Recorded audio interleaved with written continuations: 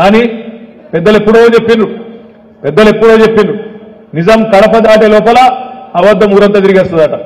గదే అయింది కామారెడ్డిలో. ఒకడు అంటాడు కేసీఆర్ రాగానే భూములు గుంజుకుంటాడు అంటాడు.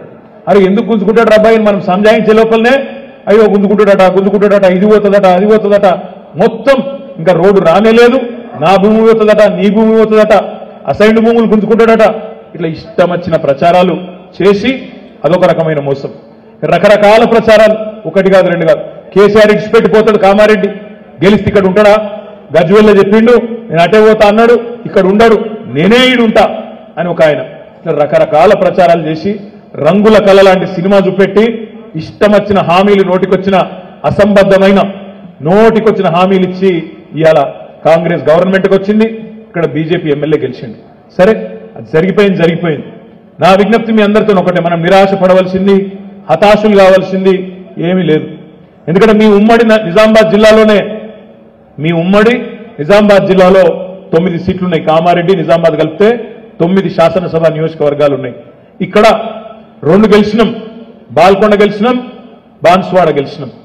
బోధన్లో 3000 ఓట్లతో ఓడిపోయినాం, జుక్కల్లో 1150 ఓట్లతో ఓడిపోయినాం, కామారెడ్డిలా 6000 చిల్లర ఓట్లతో ఓడిపోయినాం. అంటే స్వల్ప తేడా, ఎంట్రుక వాస్తోని 3 సీట్లు పోయినాయి.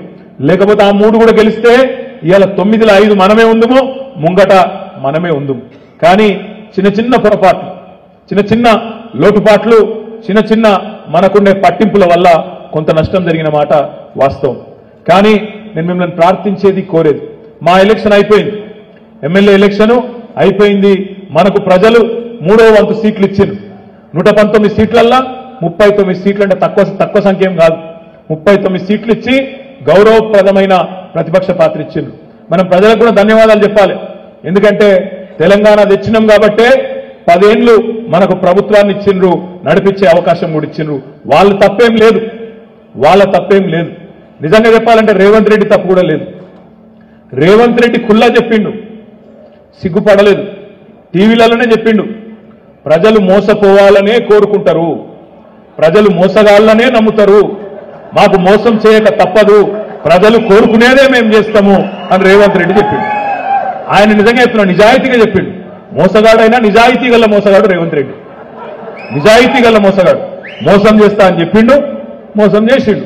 తప్పెవలది మనం చక్కగా చెప్పలే ప్రజలకు. ఇదే ముచ్చట మనం ప్రజలకు చక్కగా చెప్పలేకపోయినాం.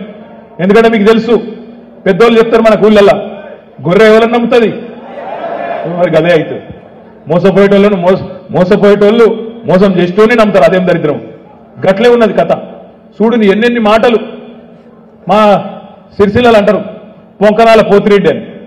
పొంకనాల పోతిరెడ్డి లెక్క ఎన్ని మాటలు చెప్పిండే. నేను వస్తున్నా డిసెంబర్ 9 వస్తూనే ఉన్నా. ఇప్పటిదాకా రైతులు ఎవరెవరైతే లోన్ తెచ్చుకోలేదో ఉరుకుండ్రి బ్యాంకుకు.